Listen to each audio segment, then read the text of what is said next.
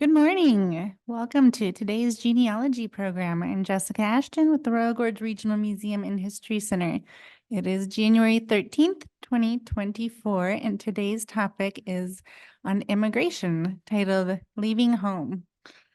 Before we get started, just a quick announcement. It is with great sadness that we will be celebrating our friend, the life of our friend Loretta Bailey, who recently passed away. But her celebration of life will be at the museum today. It's from 1 to 3. It's kind of an open house style event. So come on down, 612 Royal Gorge Boulevard. There will be some refreshments and some memories to share of our dear friend Loretta. So moving on to today's genealogy program. As I said, it's on immigration, leaving home, and I will pass it to our presenter, Terri Meeks. Good morning and welcome in 2024.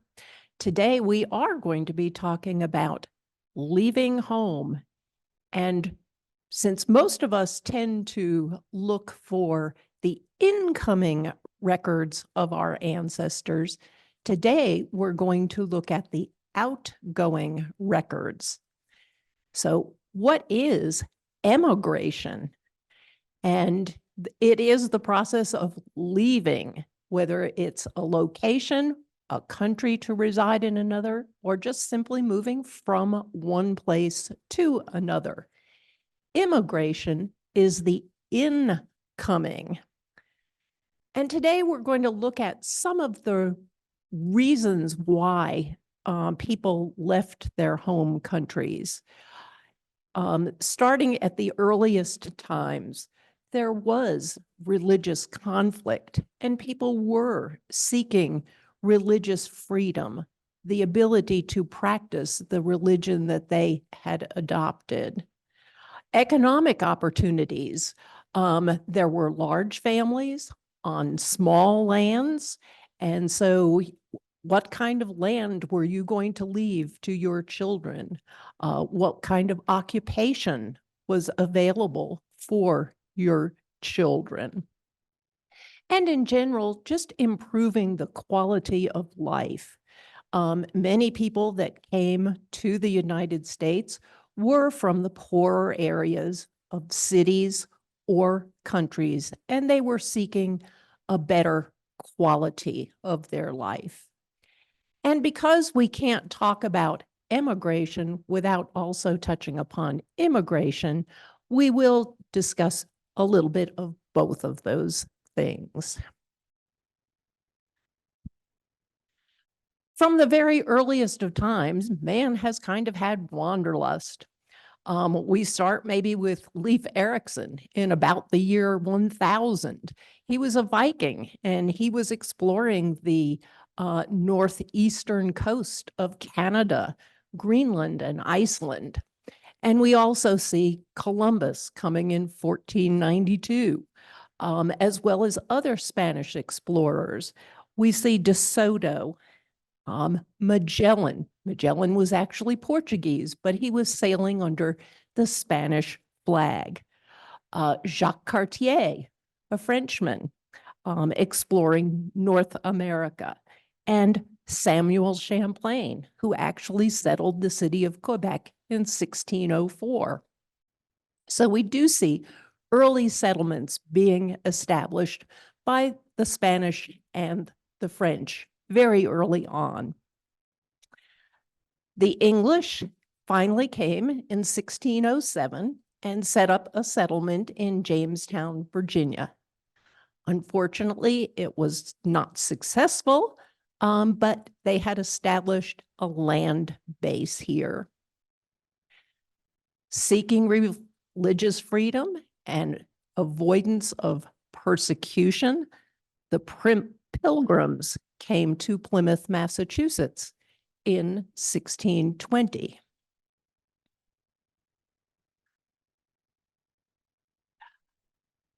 We see a significant group of Germans coming early in around 1670 and establishing themselves in the colonies. African Americans By about 1680, there were about 7,000. But within the next 100 years, that number of African Americans increased more than 100 times that 7,000. And it was interesting to me to discover in the 1700s that Welsh Quakers accounted for 1/3 of the Pennsylvania population. William Penn had come in 1681 and established the Quaker communities. But it was interesting to see, rather than German, Welsh Quakers. There was also a significant increase in population or emigration from the Palatinate region of Germany. And these people became known as the Palatines. And there is a lot of documentation in terms of books as far as the Palatines are concerned.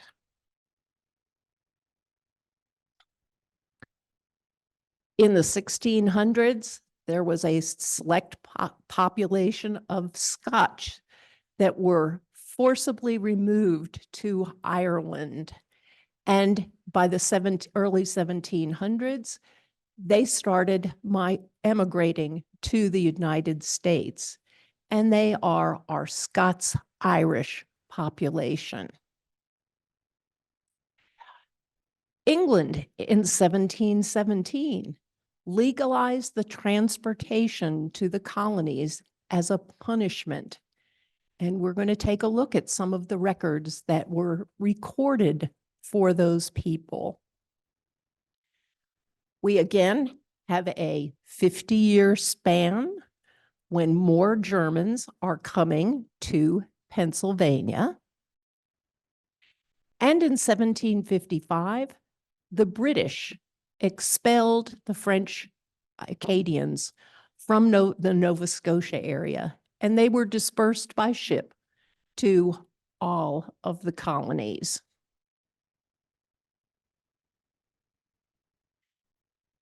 We have another 10-year period where a lot of people are emigrating from England, so much so that Parliament considered putting a ban on emigration.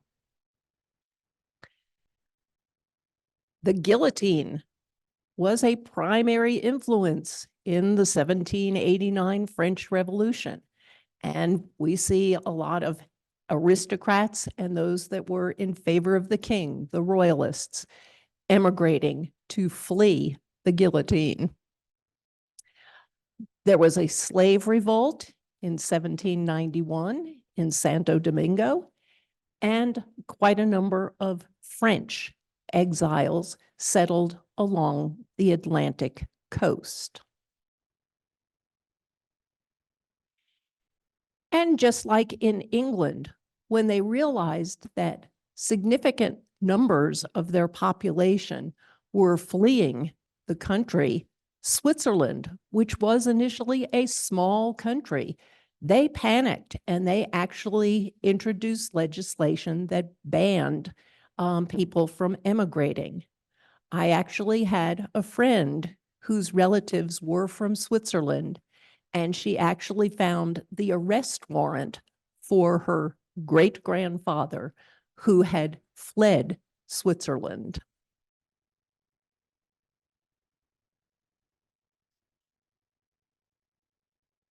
So we come to the mid-19th century, and we see that there are a number of famines in Ireland. They started early in the 1800s and continued well through the 1800s. And half of the population of Ireland fled in order to seek food. We also see significant numbers of Germans moving away from their home country to settle throughout the then United States. Asians from the Pacific started to migrate to, attracted by the gold rush, and also to build the railroads. They were not uniformly welcomed, and as soon as the railroads were completed, many were asked to leave, and there was legislation to limit the number of Asians coming in, as well as to expel them. And throughout the centuries, the Nordic countries, Norway, Denmark, Sweden, they had migrated within the three countries. But by the mid-19th century, large groups started coming to the United States. By the end of the 19th century and the beginning of the 20th century, many people were coming from Central and Eastern Europe, as well as Southern Europe. We see large populations of Italians moving at the beginning of the last century. We see Jews from Eastern Europe fleeing the pogroms. They had moved from Russia to Eastern European countries like Poland, and then were fleeing to the United States. This was a survey that was done in the 1990s, so it is about 30 years old, but it shows the numbers of migrants who came to this country from the various European and African nations. So it's interesting to see the sheer numbers and the volume of people that came.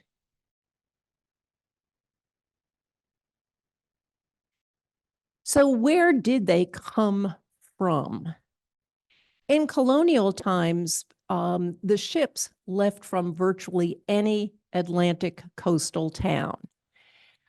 London was the most popular, and because we were still colonies and did not have a central government, if people came from England, there was no need for citizenship. They were already under the English crown. And it wasn't until we actually became a nation, the United States, in 1776, that we see the importance of immigration records.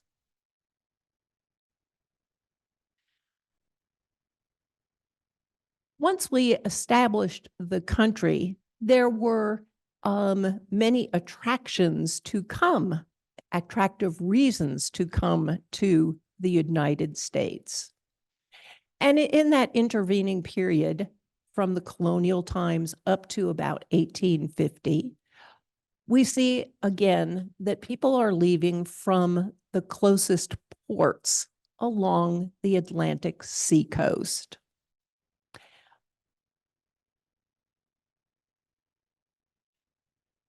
With the development of railroads in Europe, we see a movement more centralizing the ports of departure. Le Havre became a popular destination.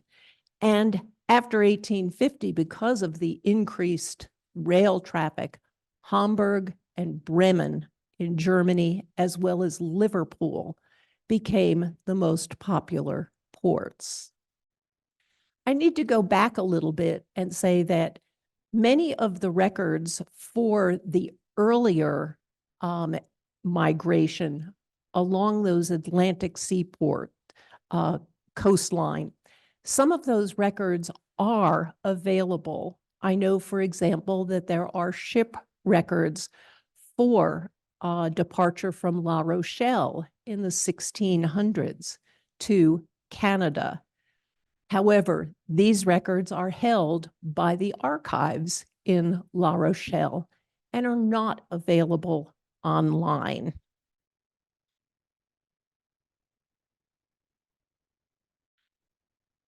So what kind of ships did people come in? Obviously, originally they were sailing ships, but by the mid-1850s, steamships had begun operating. They were far more expensive, but they did cut the time significantly in the ocean crossing But because of that expense, many still chose to use sailing ships through the 1870s. Both the sailing and the steamship companies advertised. They wanted people to emigrate. So they promised travelers that they would help them acquire land, that they would provide provisions for the sailing. Originally, people had to essentially provide their own provisions, from water to food. So they actually, in the 1850s, said, okay, we will provide some of the provisions for the crossing. If there was any delay, if there was any kind of stoppage at a port on the crossing, they would put you up in lodging. Many of these promises were never fulfilled, but in the advertising, they included them. Here's a picture of a sailing ship. This is the immigrant ship Hope, and it made 2 voyages in 1840 and in 1842 from, I believe, let me double check, from Liverpool to New Orleans. And when they were on the second voyage in 1842, there were 5 Mormon families that migrated to New Orleans. There, they got on a steamship that went up the Mississippi River to Nauvoo.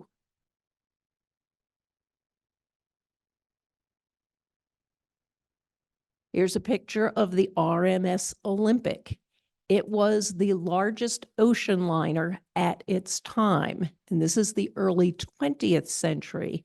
It operated for 24 years from 1911 to 1935 and brought thousands of immigrants to the United States. Here is one of those advertising posters.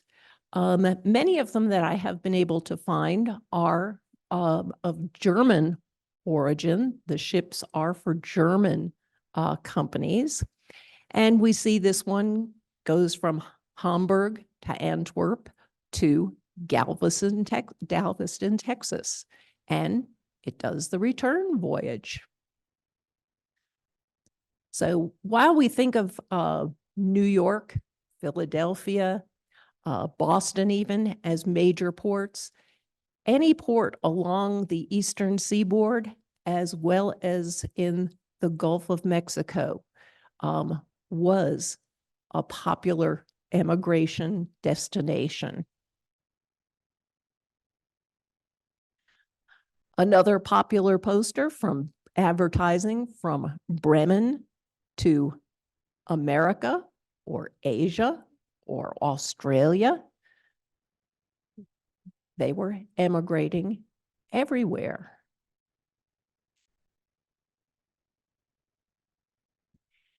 Here is a copy of an 1854 steerage passenger contract. It is from a German ship company, but most of the instruction is actually in French. But we do have a German passenger who has signed the contract. And unfortunately, I can't read the name. Here is another one from 1880. It's a prepaid steerage contract. And we see that Alexander Price is purchasing the ticket for John Price, and he's going to go from Cardiff to Scranton, Pennsylvania. And he is an adult. Now, whether this is a brother or a son, you would have to check additional records, but we do have the passage.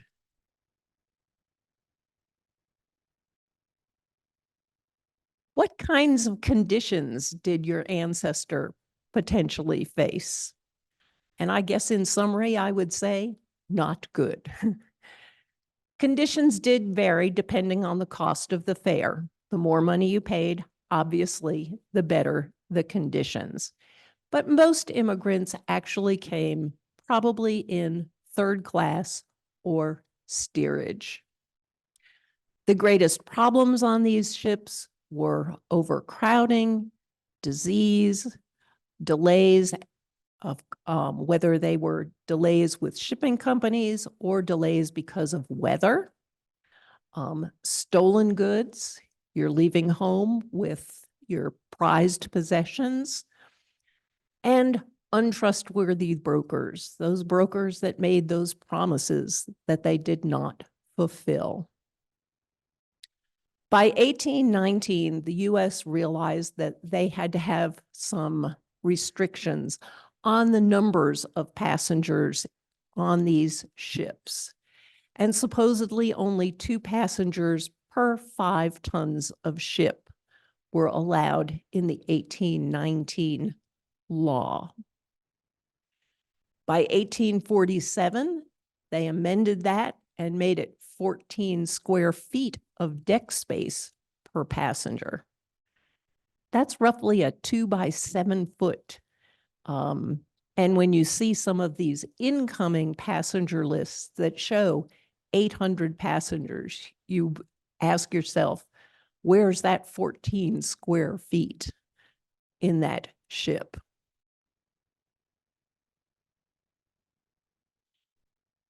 English law only required 10 square feet. And for that reason, many English ships went through the port of Quebec. And then people came down the St. Lawrence to immigrate to various states. And that way, the English ships were able to avoid the major East Coast ports and get the larger numbers of passengers on their ships. The German ships were considered the best. Scandinavians were small, but very clean. And the British ships were at the bottom of the barrel.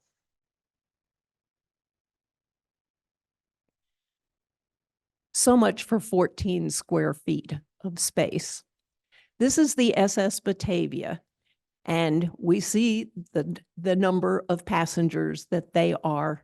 And this actually broke a record for the number of passengers that arrived at the port of New York. And they actually arrived on June 8th of 1903. And I believe that record still holds.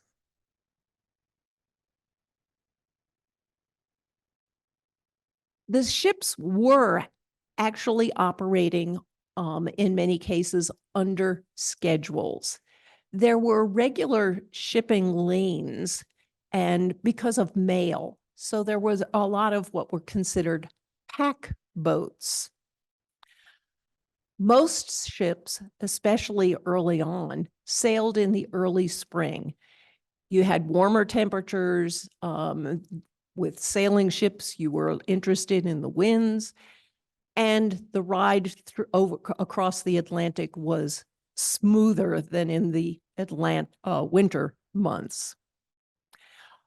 Passengers also wanted to be able to get to their final destination, where they were going to settle before the winter. If they were able to get there early enough in the spring, they might be able to plant a crop that would come in late summer so that they would have food provisions. And if they were joining family members, they wanted to get there before the winter season set in.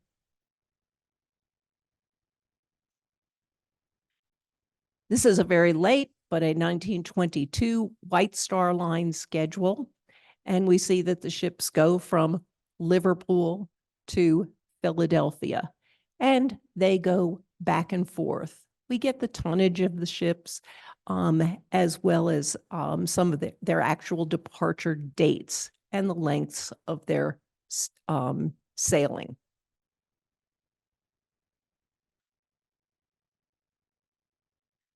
So how long did it take before one of those voyages across the ocean.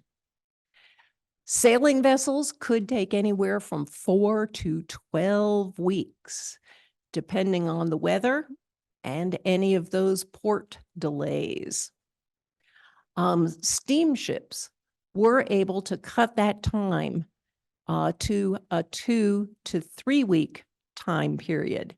And here again, depending on the number of stops at various ports. After 1915, the trip was shortened even an additional week, but it always depended on the weather.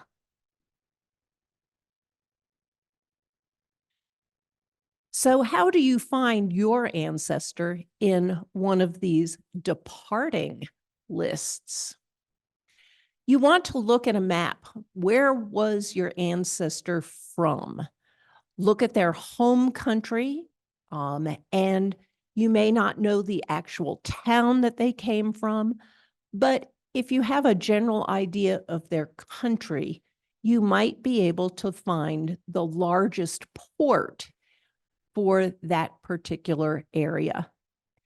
And that's what this program is about. You want to search for the departure records.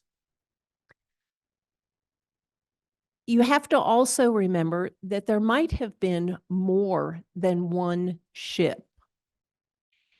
If a person was coming from a small area, for example, one of the Nordic countries, they might have taken a ship from their home country to a larger city, Liverpool or Hamburg, and they might have actually changed ships at that point. So they might have taken a second or even a third ship to eventually to the United States. We tend to look at those immigration records at the major ports in the United States, and there are far many more of those lists recorded. But if you can't find your ancestor on one of those lists, it behooves you to try and look and see where they might have departed from. In my own personal case, I have not been able to find the incoming record for one of my immigrant ancestors, but I was able to find his outgoing record in the Hamburg ship lists. So let's take a look at some of these records. If people departed from England, initially, England made no attempt to record who was leaving. Some records from very early on do exist, and they are held in multiple government agencies, the Exchequer, the Colonial Office. And here again, some of these records exist, but may not be available online. From about 1890, passenger arrivals and departures were collected by the Board of Trade. But here again, these records are incomplete. There is a book available at Ancestry that contains about 938 pages with numerous names. And we'll look at this book. These are extracted records. They are not the original ship lists, but they do provide valuable information. And with respect to those transportation of convicts, there are also several records that do exist for these for very early time periods. So apropos of the book, I encourage you to read the front section of the book, which has large explanations of how the book is actually set up and what information is recorded in it. Essentially, the names are recorded, but a lot of the rest of the information is in a coded form. So you do need to really read how the volume is set up. Here is the list of abbreviations that are used that will help you to understand and to break that code so you can interpret the information. And as I said, there are numerous explanations throughout how these lists were formed, as well as the information contained within them.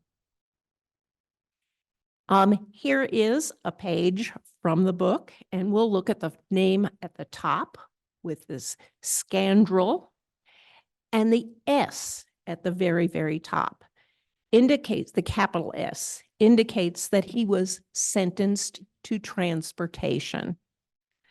The small s indicates that he was sentenced because of stealing. And the location of where his crime took place. We also potentially get the month and year of his sentence. And in this particular case, it is simply summer of 1783. And the HE represents Herefordshire, which is the county in which he was sentenced from. We see with italicized names, those are the actual names of the ships that they were put on. So potentially some good information for your 1700s immigrant ancestor. There are also the convict transportation contracts from Middlesex County in England. At the top here, we see a separate indication. This record happens to come from the 6th of November in 1772. And in the top, we have Duncan Campbell, Alexander Mackenzie, and Finley Gray, and they owe Thomas Butler 800 pounds. They are firmly bound to Butler. Not only are they bound to Butler, but their heirs are also bound to Butler. Their heirs are bound to Butler and his heirs as well to get that 800 pounds back. I seriously doubt that they were actually transported. They are in it's recorded in a separate section on this transportation contract, but how is Mr. Butler ever going to get his 800 pounds back if these three men are transported? So unless Mr. Butler also had land in the colonies, perhaps they were just sentenced to some sort of work in the local area. On the lower portion of the form, we see that the court is meeting in the Old Bailey at Newgate Prison in Middlesex County. And this whole paragraph is a listing of individual names. And these people are convicted of theft and larceny, and they are liable at that point. They are liable only to the penalty of burning in the hand or whipping. And there are others that were accessories after the fact of receiving stolen goods, and still others at the bottom that were convicted of felonies. And all of these people are being transported to the colonies.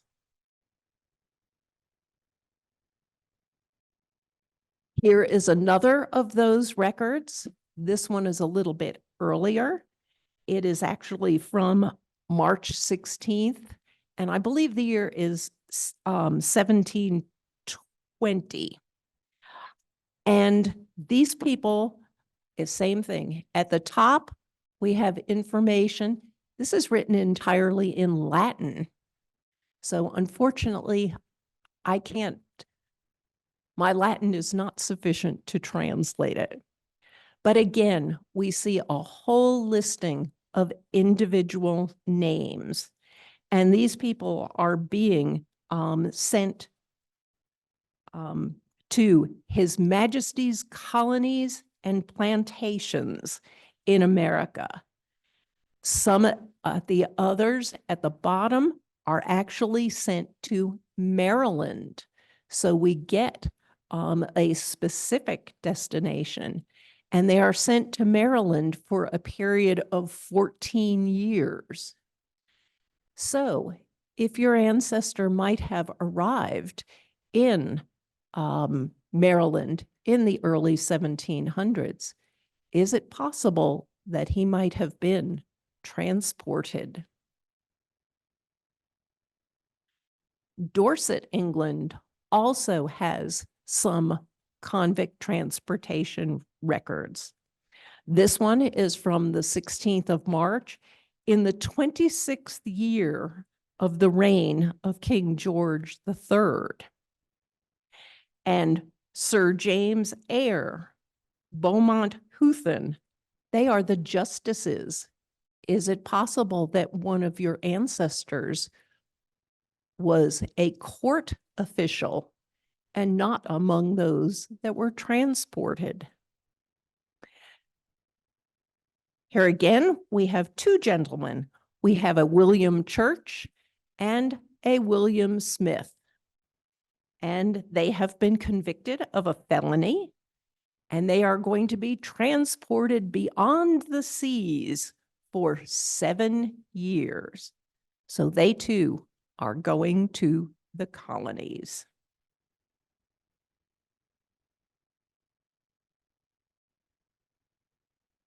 Those that were coming from Germany.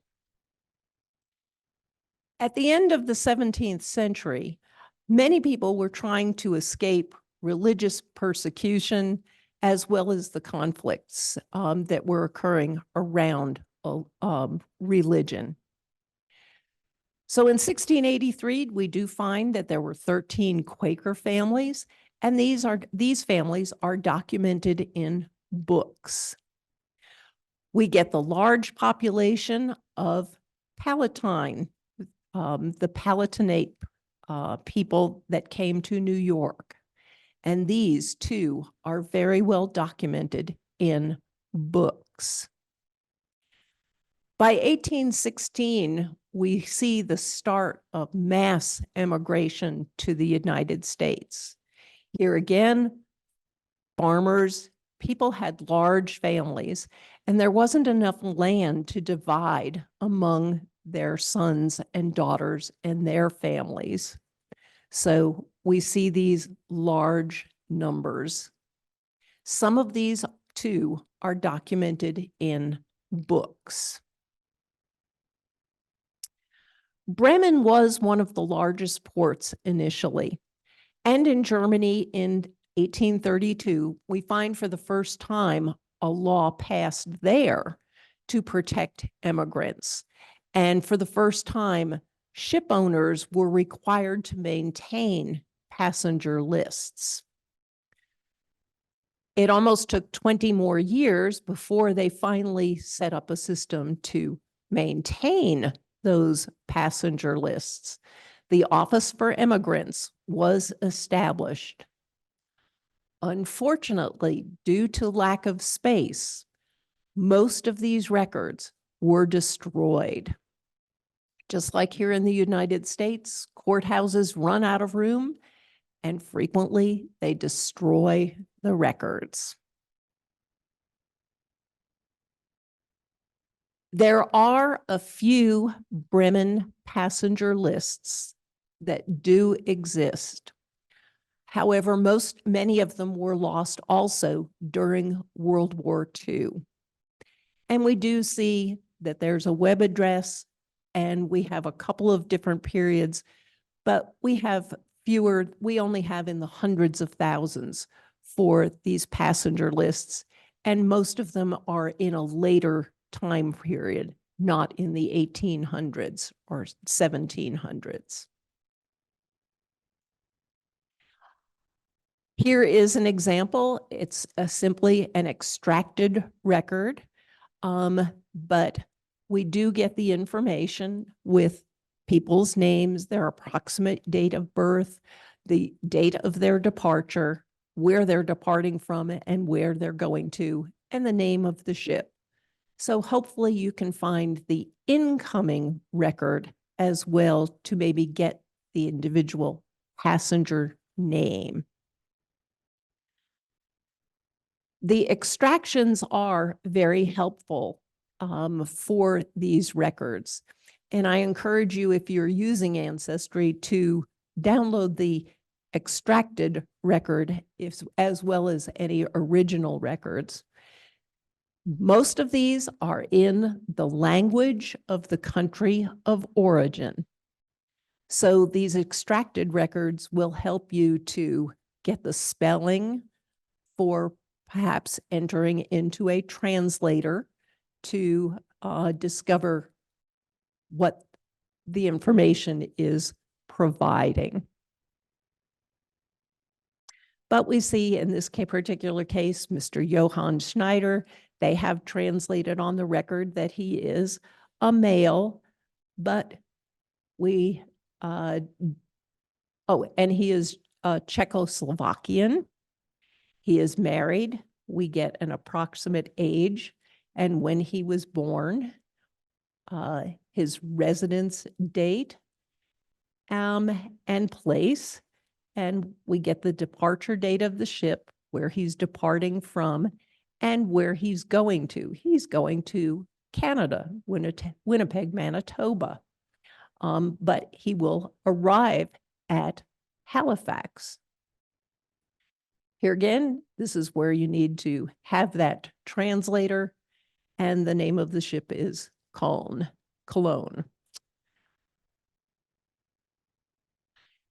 Again, this is a different set of lists, but we find that it is just an extraction with the appropriate information.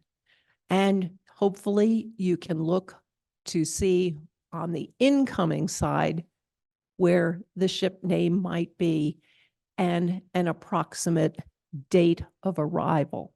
Since this is in the early 20th century, I would look in the 1 to 2 week period for the arrival. And we see the actual record, which is very similar to that was on the cover page, with her name, her birth year, her gender, whether she's single or married, age, and the departure date. And this young lady is headed to Loveland, Colorado.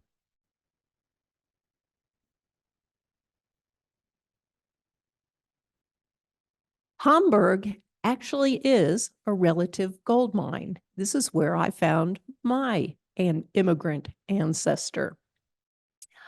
They do have passenger lists, significant number of passenger lists, and they also do have some handwritten indexes.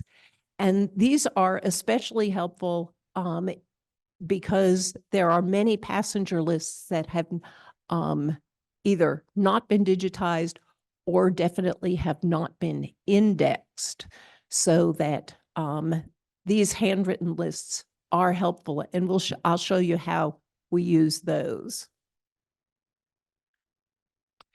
Here is an extraction from the Hamburg passenger list for a Johannes Arnold, and we get the extracted information. I think maybe he is a shoemaker.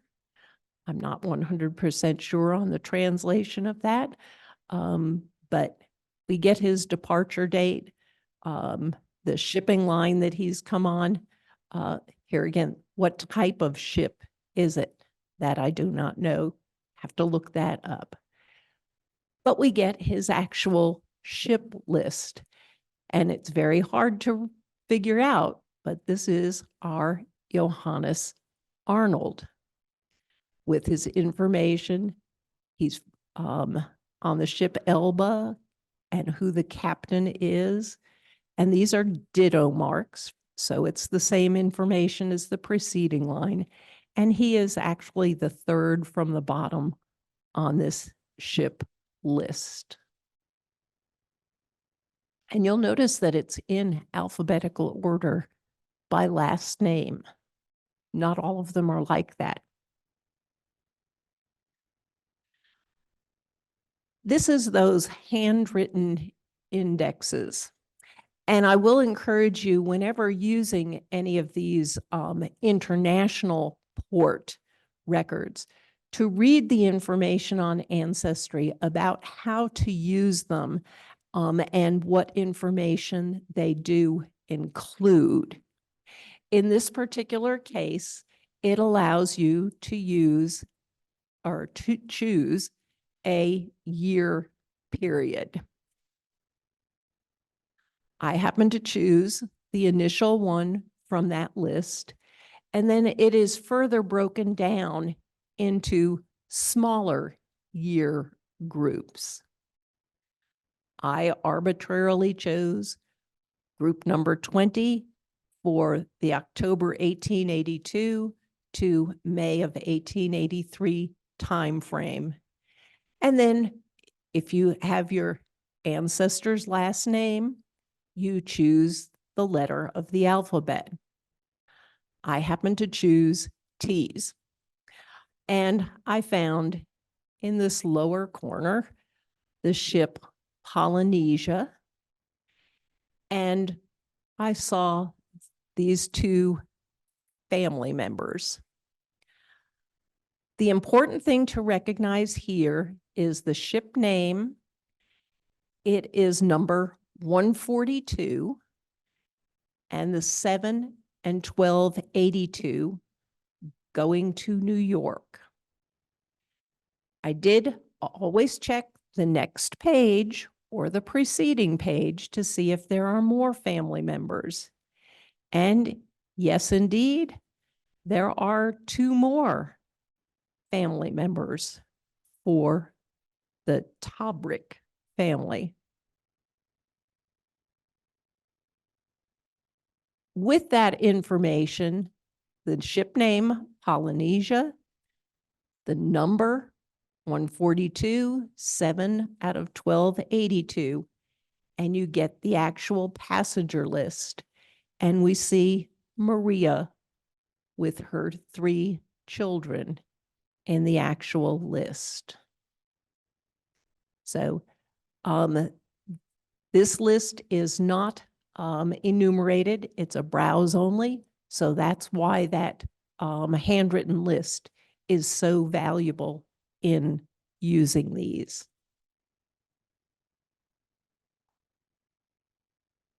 There are also records from Pomerania, Germany, a small record set, but it does have ships that are originated in Stettin and Swinemünde.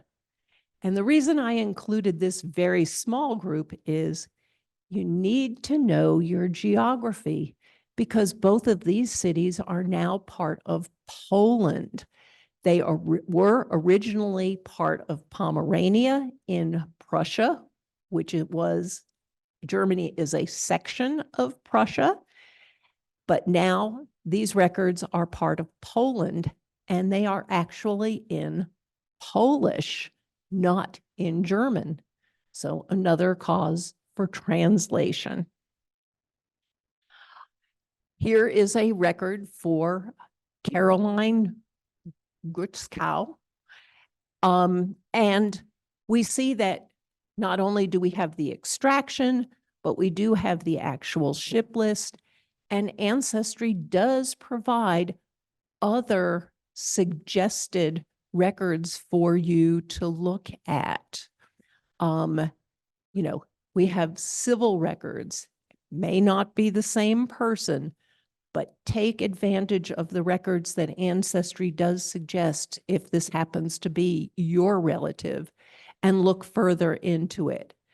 German Lutheran baptisms, marriages, and burials, another potential source for that immigration information.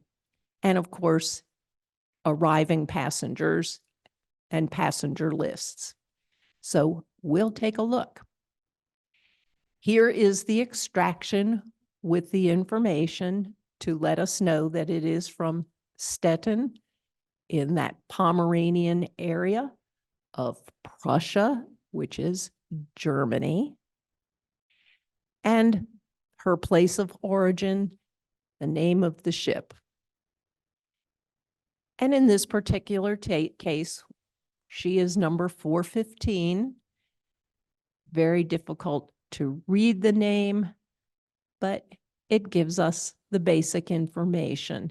And it is from that extracted record that you can get the translation. And here she is, along with the other passengers on the ship.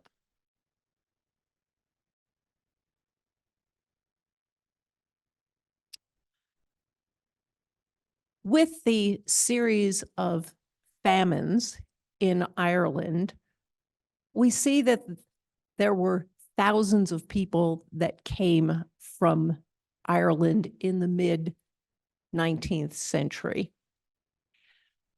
There is a small emigration pamphlet, book, as well as a series of 5 pamphlets that were extracted by David Dobson.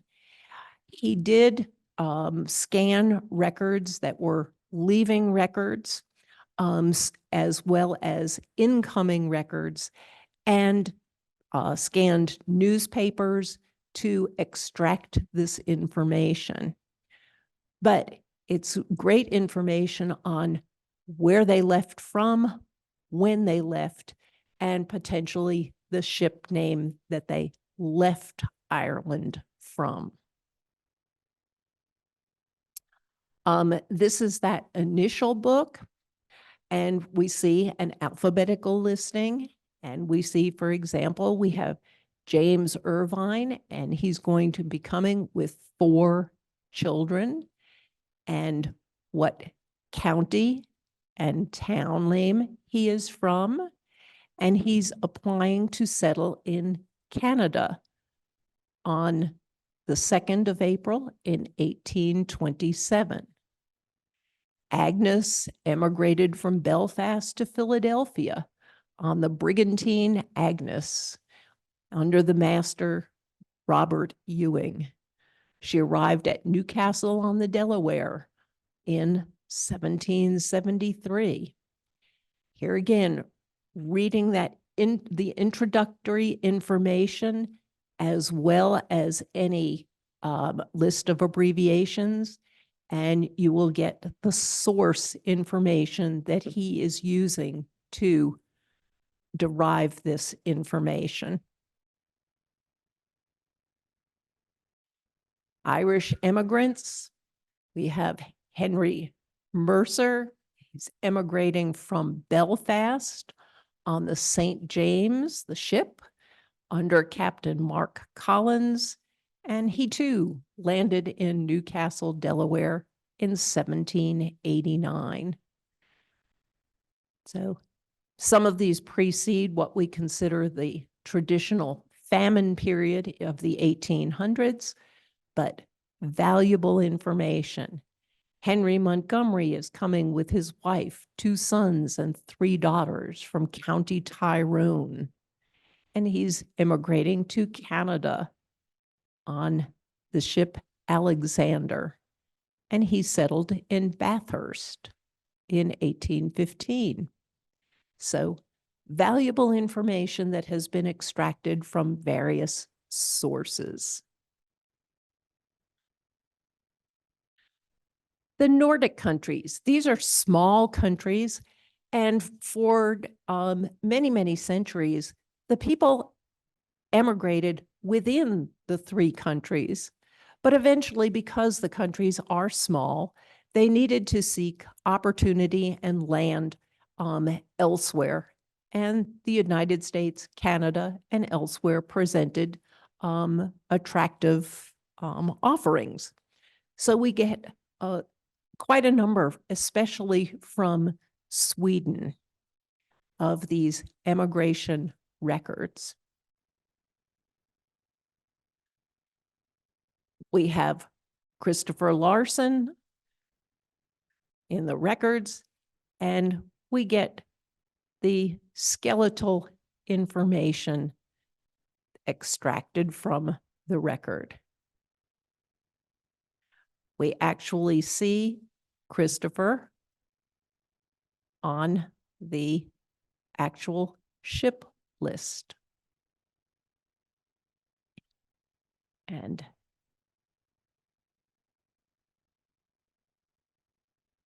another Swedish record, Ingeborg Olsaker, and her destination is Kindred. I don't know what that is, but her place of origin is Norway. Here again, we have the suggestions for potentially other records to look for to confirm her emigration, her birth, perhaps baptism or marriage, etc.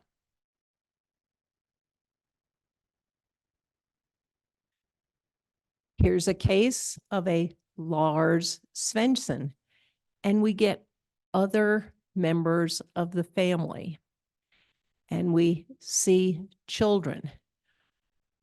What is interesting here is with the Scandinavian records, you need to pay attention to the names and know the naming conventions. Lars his last name is Svensson. He is actually Sven's son. And who his mother is, she is the actual daughter of Andrew. Lars is married to Marie, and she is the daughter of Lars. And their children, they have the Svensson name, but they are all Lars' sons.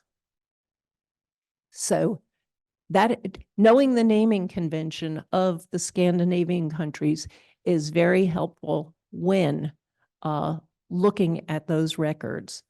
It is also very confusing because there are a lot of people named Lars, and if Lars had a son, they all became Lars' son.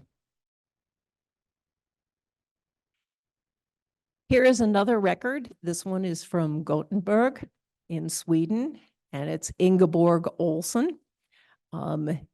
Normally, a female would be Ol's daughter, but they're maintaining the English tradition.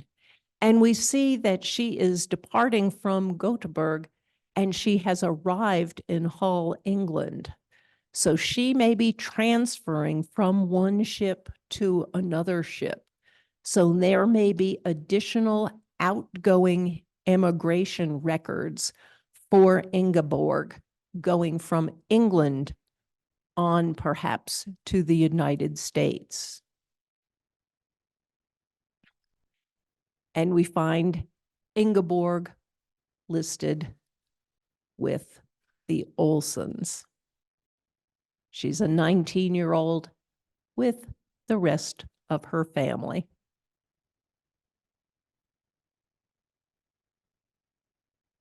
There are also records from Denmark as well as Norway. And they are extracted records. So we get the English translation and the English listing. One thing that's really, really particularly interesting about this is we get these specific destination places. Whiting, Kansas, Nebraska, Seward, Nebraska. So they're probably going to meet family. So this is very valuable information.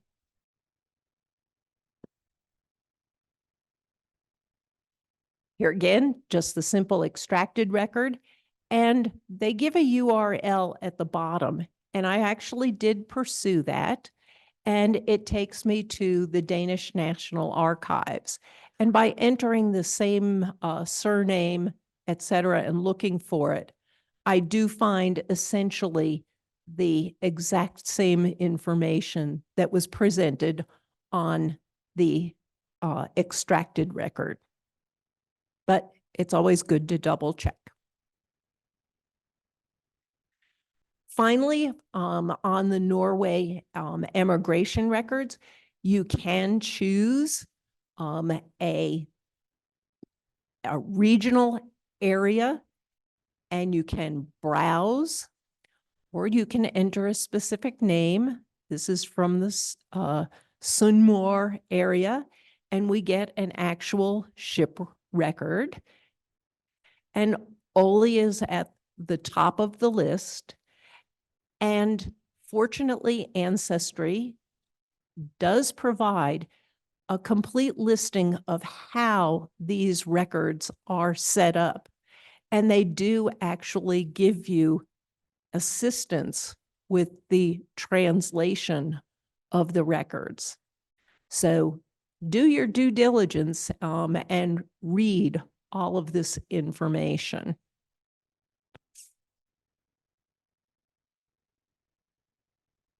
There are other forms of outgoing passenger lists. There are some from Australia, for example, that might have come to the United States, or some of these relatives or people, as we have seen in the listings this morning, not all of them came to the United States. They left their countries, but perhaps they went to Canada or some other country, Australia, for example. Also look for passports. Some of those also contain the information where people came from, just like the citizenship records that we have here in the United States. In many cases, it might list what ship they actually came on and when they came. So don't overlook these records as well. To wrap this up, as we've seen, many of these records have been documented in books. Many of them are available in the home ports, but have not been shared with the internet. And in many cases, we have to say that these are a much smaller record set than the incoming records that we find for the ports of New York, Boston, Philadelphia. You are more likely to find your ancestor in that incoming ship record. But if you don't, look at those major ports, especially on the European seacoasts, to see if your record, your ancestor might have be found on an emigration record. And with all the records, we recognize that not all the records have survived. We have seen where some were actually destroyed for lack of space, war, etc. So I wish you good luck in your research. Thank you, Terri. Wonderful, as always, just packed full of really good information. I would have never in my life thought of being sentenced to transportation before. Yeah. Thank you all so much for joining us. We really appreciate your participation. We don't have any questions this morning, so we'll wrap it up. But we hope to see you at the next genealogy presentation. It's February 10th. Same time, same place. So you register on the museum's website, museum.canyoncity.org. Just go to our calendar. And this will be on Southern Claims Commission. So should be pretty interesting. Thank you. See you next time.